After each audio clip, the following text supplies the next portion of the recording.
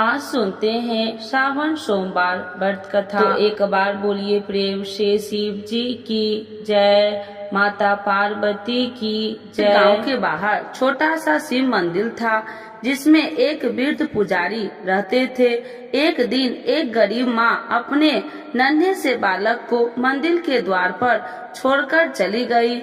बहुत खोजने पर भी पुजारी जी को बालक के परिवार का कुछ भी पता न चला।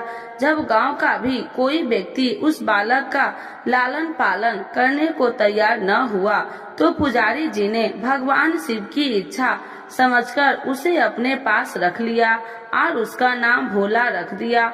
गांव के श्रद्धालु भक्तों से जो कुछ प्राप्त होता उसी से भगवान शिव का, पुजारी जी का और बालक भोला का किसी तरह गुजारा चलता। यदि किसी दिन कम भी पड़ता तो पुजारी जी बालक और भगवान को भोग लगाकर स्वयं गंगा जल पीकर रह जाते। धीरे धीरे भोला बड़ा होने लगा और अब वह पुजारी जी के कामों में हाथ बटाने लगा।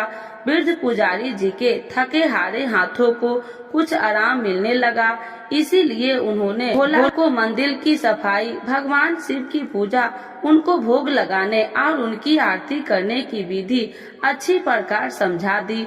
अब से वे स्वयं भगवान शिव के नाम जप और संकीर्तन के समय व्यतीत करने लगे। एक दिन भगवान शिव के मंगलकारी नाम शिव शिव शिव शिव का जप करते हुए ही उनके प्राण छूट गए। अब बालक भोला का इस संसार में भगवान शिव के सिवा और उसका कोई दूसरा सहारा न रहा। उसने पुजारी जी की 3 बातें कभी न भूली। पहला, भगवान भोलेनाथ शिव शंकर को ताजी गर्म रसोई का ही भोग लगाना। दूसरा, भगवान को भोग लगाए बिना स्वयं कुछ भी नहीं खाना। तीसरा, भगवान शिव पर विश्वास रखकर कभी भी किसी भी वस्तु को संग्रह न करना, बासी भोजन का भी नहीं। यदि कोई भक्त पहले से बना भोजन या मिठाई मंदिर में दे जाता तो बालक भोला उसे गरीब में बांट देता। वह ताजी रसोई बनाकर ही भगवान को भोग लगाता, उसके बाद ही स्वयं प्रसाद ग्रहण करता और यदि बचता तो उसे बांट देता। यदि रसोई बनाने को सामग्री न होती तो भोला बाबा और भोला भगत दोनों गंगा जल पीकर ही रह जाते। एक बार बरसात का मौसम आया और 3-4 दिन तक मूसलाधार वर्षा होने से मंदिर में एक भी भक्त नहीं झांका। भोला अपने भोले बाबा को गंगा जल का ही भोग लगाता और स्वयं भी पीकर रह जाता। भोले बाबा बालक की भक्ति और सहन शक्ति की परीक्षा लेते रहे, किंतु आखिरी में अपने भक्त बालक को भूखे से तड़पते देख उनसे रहा न गया। वे सेठ के नौकर का रूप धरकर हाथ में भोजन सामग्री की पोटली लेकर वर्षा में भीगते हुए मंदिर के द्वार पर आ पहुँचे। उन्होंने आवाज लगाकर भोला को बुलाया और उसके हाथ में पोटली देते हुए बोला, सेठ जी ने यह सीधा भेजा है, इससे रसोई बनाओ, भोग लगाओ और स्वयं भी प्रसाद पाओ। मैं कल फिर आऊँगा। भोला भगत ने आशीर्वाद देकर उसे विदा किया और सूखी गीली लकड़ियों के धुएं में गर्म रसोई बनाकर भोले बाबा को भोग लगाया। पूरे बरसात के मौसम में भोले बाबा नौकर के वेश में भोला भगत को सीधा देने आते रहते और स्वयं भी गरम गरम रसोई का भोग पाते रहते। एक दिन भोला भगत ने सोचा कि सेठ जी को सीधा बेचते हुए 4 महीने हो चले हैं, किंतु वे स्वयं कभी मंदिर में भोला बाबा का प्रसाद ग्रहण करने नहीं आए। अगले दिन जब भोला बाबा नौकर के भेष में सीधे को पोटली देने आए तो भोला भगत उनसे बोला, भाई तुम्हारे इतना धर्मात्मा सेठ जी कभी स्वयं मंदिर में प्रसाद लेने नहीं आए, इस कारण मेरा हृदय अत्यंत दुखी हो रहा है। अपने सेठ जी से कहना कि कल वे मंदिर में प्रसाद ग्रहण करने अभ्यस्त पधारे। सुनकर नौकर बोले, भोले बाबा चौंक कर घबरा उठे और बोले, पुजारी जी, सेठ जी मेरे द्वारा आपको सीधा भेजते हैं। आप इससे भगवान को भी भोग लगा देते हैं और स्वयं भी प्रसाद पाते हैं। फिर सेठ जी को बीच में बुलाने की क्या जरूरत है? जैसा चल रहा है वैसे ही चलने दीजिए। भोला बोला, ऐसे कैसे चलने दूं? आपके धर्मात्मा सेठ जी इतने दिनों से सीधा भेज रहे हैं। क्या मैं उन्हें भगवान का प्रसाद देने का अपना कर्तव्य भी पूरा न करूं? मैं किसी का उधार रखने वाला नहीं हूं। अपने सेठ जी से कह देना कि यदि कल भोले बाबा का प्रसाद ग्रहण करने न पधारे तो मैं उनका सीधा लेना बंद कर दूंगा। नौकर बने भोले बाबा तो अपने भोले भगत की अकड़ देखकर कांप उठे और यह सोचकर मन ही मन हंसे कि वाह, आज तो लेने वाला ही देने वाला पर घोष दिखा रहा है। लेकिन सरल हृदय भक्त में मनोभाव पर रिझ कर वे बोले, ठीक है पुजारी जी, कल सेठ जी मंदिर में प्रसाद ग्रहण करने जरूर पधारेंगे। दूसरे दिन बड़े सवेरे ही भोला बाबा नौकर के भेष में दूध और बहुत सारी भोजन सामग्री लेकर मंदिर पहुंच गए। भोला चौंकते हुए बोला, भाई आज इतना सारा सीधा किस लिए लाए हो? नौकर बने भोले बाबा बोले, पुजारी जी भूल गए क्या? आज अपने सेठ जी को प्रसाद के लिए बुलाया है, इसीलिए आप छक कर रसोई बनाइए और भोले बाबा को भोग लगाइए। हाँ, यह तो बता दीजिए कि सेठ जी किस समय पधारे। भोला ने प्रसन्न होकर उन्हें सेठ जी के आने का समय बता दिया।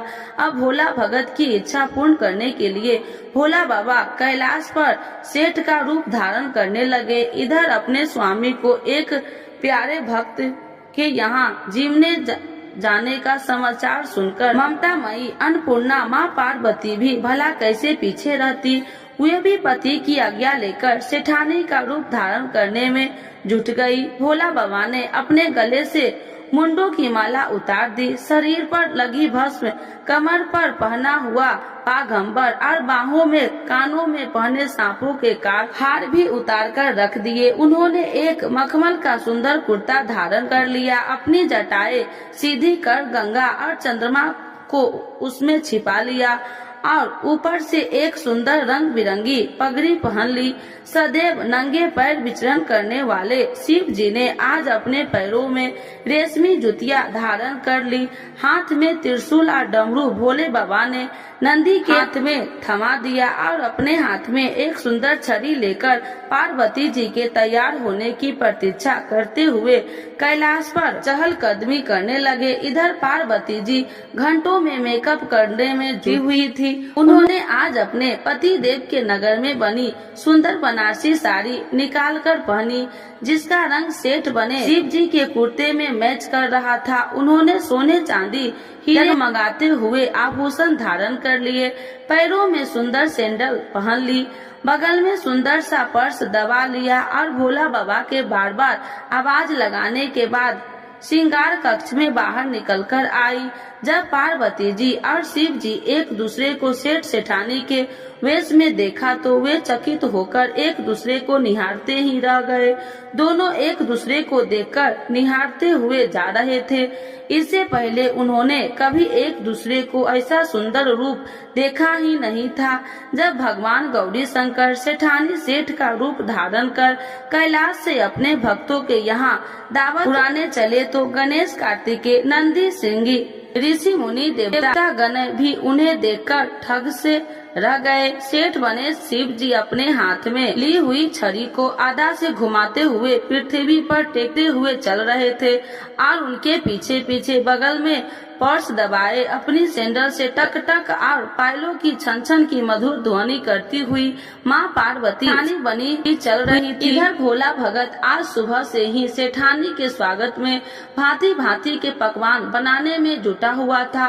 अपने भोले बाबा का भोग तो चलते फिरते बना लेता था, किंतु आज उसे कई महीनों से भगवान को भोग लगाने के लिए सीधा भेजने वाले सेठ जी को भगवत प्रसाद देना था। अतः आज उसने अपनी सारी कलाएं झोली डाली थी उसने सेठ जी द्वारा भेजे हुए चावल धोकर खीर बनाई, उसे धीमी आंच पर पकाकर गाढ़ा किया और उसमें सेठ जी के द्वारा भेजे हुए पिस्ते, बादाम, केसर, गोचे, किशमिश डाले, मिर्च और अदरक को कूटकर उसे बजरा, बेसन और गेहूं के आटे में भर भर कर मोटे मोटे मिष्टे टिक्के बनाए। रसोई बनाकर भोला भगत पुनः स्नान करने चला गया ताकि स्वच्छ वस्त्र पहनकर भोले बाबा को भोग लगा सके और सेठ जी को उनका प्रसाद पवा सके। जब भोला भगत स्नान करने लौटा तो देखा सेठ जी प्रसाद ग्रहण करने के लिए स्वयं तो आए हैं, संग में अपनी सेठानी जी को भी लाए हैं।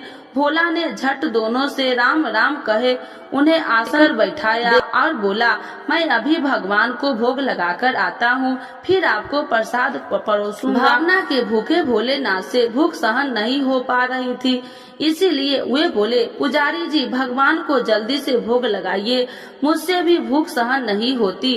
भोला भगत बोला, सेठ जी भूख तो मुझे भी बड़े जोर से लग रही है, किंतु मैं अपनी भूख के कारण भगवान को भोग लगाना नहीं भूलता।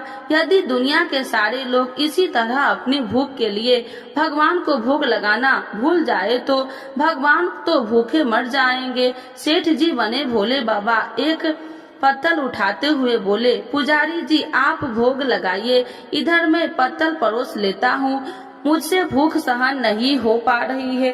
भोला भगत सेठ जी बने भोला बाबा को डांटते हुए बोला, सेठ जी भगवान के काम में न तो जल्दबाजी चलती है और न कंजूसी।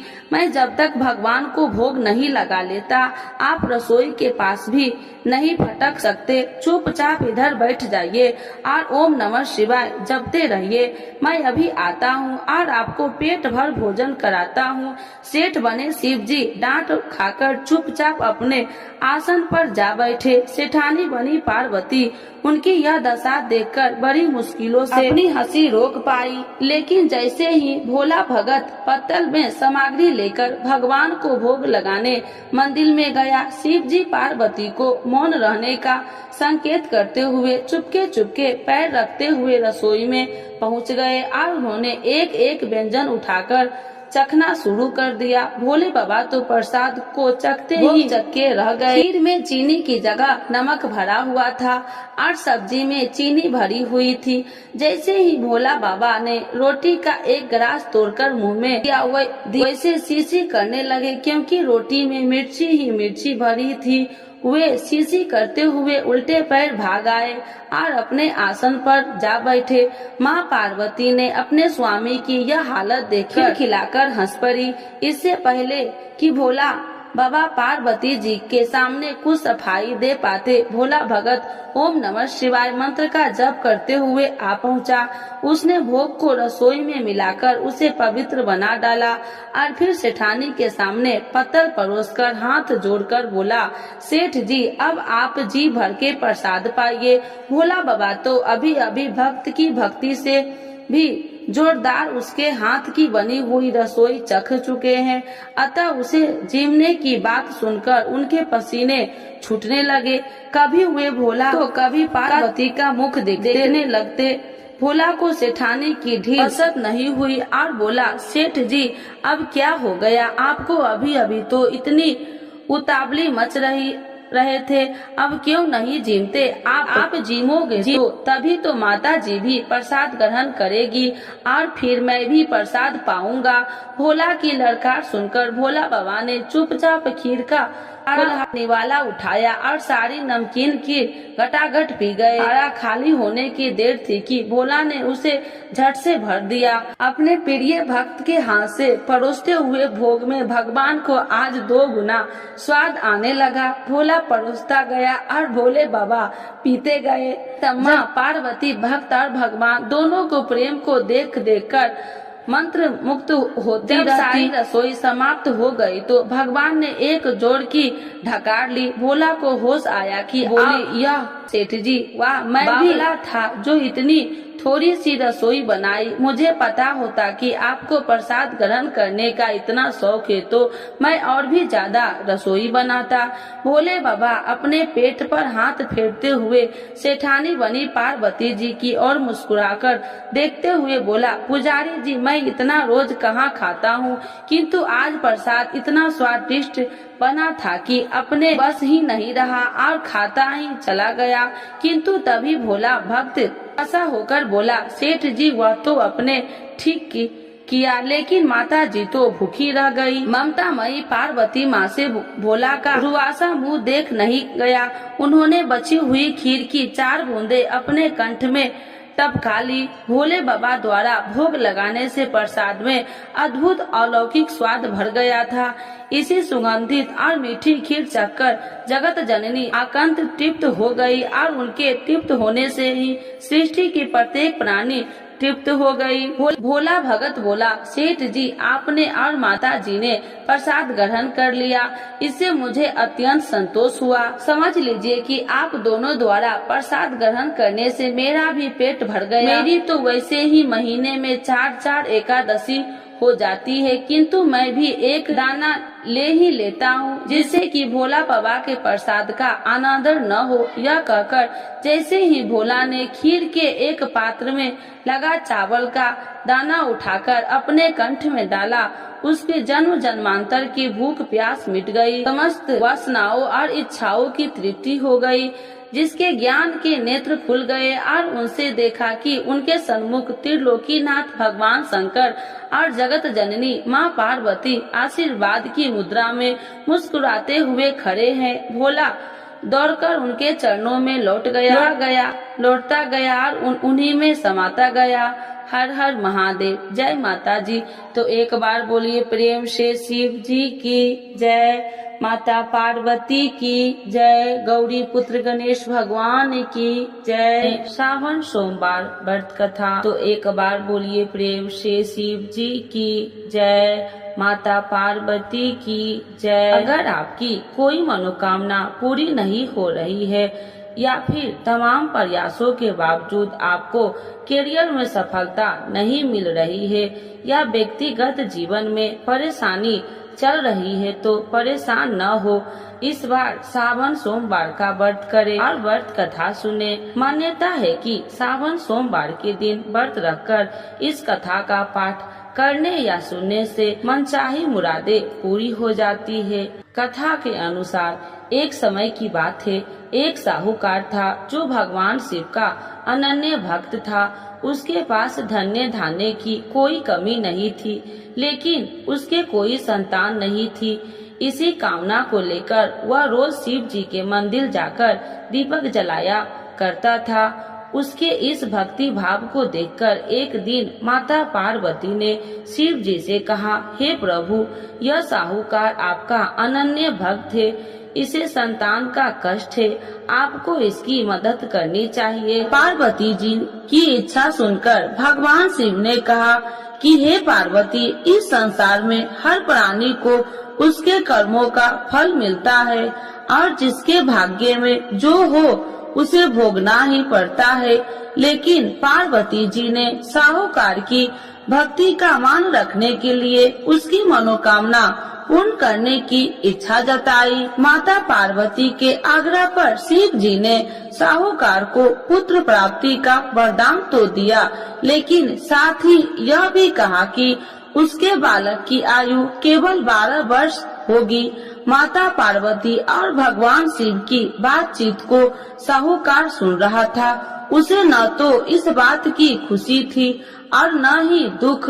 वह पहले की भांति शिव जी की पूजा करता रहा। कुछ समय के बाद साहूकार के घर एक पुत्र का जन्म हुआ। वह बालक 11 वर्ष का हुआ तो उसे पढ़ने के लिए काशी भेज दिया गया। साहूकार ने पुत्र के मामा को बुलाकर उसे बहुत सारा धन दिया और कहा कि तुम इस बालक को काशी विद्या प्राप्ति के लिए ले जाओ और मार्ग में यज्ञ कराना। जहाँ भी यज्ञ कराओ वहाँ ब्राह्मणों को भोजन कराते और दक्षिणा देते हुए जाना। दोनों मामा भतीजा इसी तरह यज्ञ कराते और ब्राह्मणों को दान दक्षिणा देते काशी की ओर चल पड़े। रात में एक नगर पड़ा जहाँ नगर के राजा की कन्या का विवाह था, लेकिन उस राजकुमार से उसका विवाह होने वाला था। वह एक आंख से कन्हा था। राजकुमार के पिता ने अपने पुत्र के कन्हा होने की बात को छुपाने के लिए एक चाल सोची। साहूकार के पुत्र को देखकर उसके मन में एक विचार आया। उसने सोचा, क्यों न इस बालक को दुल्हा बनाकर राजकुमारी से विवाह करा दूं। विवाह के बाद इसको धन देकर विदा कर दूंगा और राजकुमारी को अपने घर जाऊंगा। लड़के को दूल्हे के वस्त्र पहनाकर राजकुमारी से विवाह कर दिया। लेकिन साहूकार का पुत्र ईमानदार था। उसे यह बात अन्याय संगत नहीं लगी। उसने अवसर पाकर राजकुमारी की चुनरी के पल्ले पर लिखा कि तुम्हारा विवाह तो मेरे साथ हुआ है, लेकिन जिस राजकुमार के संग तुम्हें भेजा जाएगा वह एक आंख से कन्हा है। मैं तो काशी पढ़ने जा रहा हूँ। जब राजकुमारी ने चुनरी पर लिखी बातें पढ़ी तो उसने अपने माता पिता को यह बात बताई। राजा ने अपनी पुत्री को विदा नहीं किया, जिससे बारात वापस चली गई। दूसरी ओर साहूकार का लड़का और उसका मामा काशी पहुँचे और वहाँ जाकर उन्होंने यज्ञ किया। जिस दिन लड़के की आयु 12 साल की हुई उसी दिन यज्ञ रखा गया। लड़के ने अपने मामा से कहा कि मेरी तबीयत कुछ ठीक नहीं है। मामा ने कहा, तू अंदर जाकर सो जाओ। शिव जी के वरदान अनुसार कुछ ही देर में उस लड़के के प्राण निकल गए। मृत भांजे को देख उसके मामा ने विलाप शुरू किया। संयोगवश उसी समय शिव जी और माता पार्वती उधर से जा रहे थे। पार्वती भगवान से कहा, स्वामी, मुझे इसके रोने के स्वर सहन नहीं हो रहा। आप इस व्यक्ति के कष्ट को अवश्य दूर करें। जब शिव जी मृत बालक के समीप गए तो वह बोले कि यह उसी साहूकार का पुत्र है जिसे मैंने 12 वर्ष की आयु का वरदान दिया था। अब इसकी आयु पूरी हो चुकी है। लेकिन मातृ भाव से विभोर माता पार्वती ने कहा कि हे महादेव, आप इस बालक को और आयु देने की कृपा करें, अन्यथा इसके वियोग से इसके माता पिता भी तड़प तड़प कर मर जाएंगे। माता पार्वती के आग्रह पर भगवान शिव ने उस लड़के को जीवित होने का वरदान दिया। शिव जी की कृपा से वह लड़का जीवित हो गया। शिक्षा समाप्त करके लड़का मामा के साथ अपने नगर की ओर चल दिया। दोनों चलते हुए उसी नगर में पहुंचा जहां उसका विवाह हुआ था। उस नगर में भी उन्होंने यज्ञ का आयोजन किया। उस लड़के के ससुर ने उसे पहचान लिया और महल में ले जाकर उसकी खातिरदारी की और अपनी पुत्री को विदा किया। इधर साहूकार और उसकी पत्नी भूखे प्यासे रहकर बेटे की प्रतीक्षा कर रहे थे। उन्होंने प्रण कर रखा था कि यदि उन्हें अपने बेटे की मृत्यु का समाचार मिला तो वह भी प्राण त्याग देंगे, परंतु अपने बेटे की जीवित होने का समाचार पाकर वह बेहद प्रसन्न हुई। उसी रात भगवान शिव ने व्यापारी के स्वप्न में आकर कहा, हे श्रेष्ठ, मैंने तेरे सोमवार के व्रत करने और व्रत कथा सुनने से प्रसन्न होकर तेरे पुत्र की लंबी आयु प्रदान की है। इसी प्रकार जो कोई सोमवार व्रत करता है, यह कथा सुनता है और पढ़ता है, उसके सभी दुख दूर होते हैं और समस्त मनोकामनाएं पूर्ण होते हैं। तो एक बार बोलिए प्रेम से शिव जी की जय, माता पार्वती की जय। आरती शिव जी की। ओम जय शिव ओमकारा, स्वामी जय शिव ओमकारा, ब्रह्मा विष्णु सदा शिव अर्धांगी धारा। ओम जय शिव ओमकारा, एकानन चतुरानन पंचानन राजे, स्वामी पंचानन राजे, हंसासन गरुड़ासन विश्वाहन साजे। ओम जय शिव ओमकारा। दो भुज चार चतुर भुज 10 भुज अति सोहे। स्वामी 10 भुज अति सोहे। त्रिगुण रूपिणी रखिते तिरुबनि जन मोहे। ओम जय शिव ओमकारा। अच्छी माला बनि माला मुंडी माला धारी। स्वामी मुंडी माला धारी। त्रिपुरारी कंसारी करी माला धारी। ओम जय शिव ओमकारा। श्वेतांबर पीतांबर बाघांबर अंगे। स्वामी बाघांबर अंगे। सनिकादिक गरुनादिक भूतादिक संगे। ओम जय शिव ओमकारा। करके मध्य कमंडल चक्र त्रिशूल धारी। स्वामी चक्र त्रिशूल धारी। सुखकारी दुखिहारी जग पालनकारी। ओम जय शिव ओमकारा। ब्रह्मा विष्णु सदा शिव जानति अविवेका। स्वामी जानति अविवेका। मधुकैटभ दो मारे सुर भयहीन करे। ओम जय शिव ओमकारा। लक्ष्मी व सावित्री पार्वती संगा। स्वामी पार्वती संगा। पार्वती अर्धंगी शिव लहरी गंगा। ओम जय शिव ओमकारा। पार्वती सोहे पार्वती शंकर कैलासा। स्वामी शंकर कैलासा। भांग धतूर का भोजन भस्मी में बसा। ओम जय शिव ओमकारा। जटा में गंगा बहती है गले मुंडन माला। स्वामी गले मुंडन माला। शेष नाग लिपटावती ओढ़त मृग छाला। ओम जय शिव ओमकारा। काशी में विराजे विश्वनाथ नंदी ब्रह्मचारी।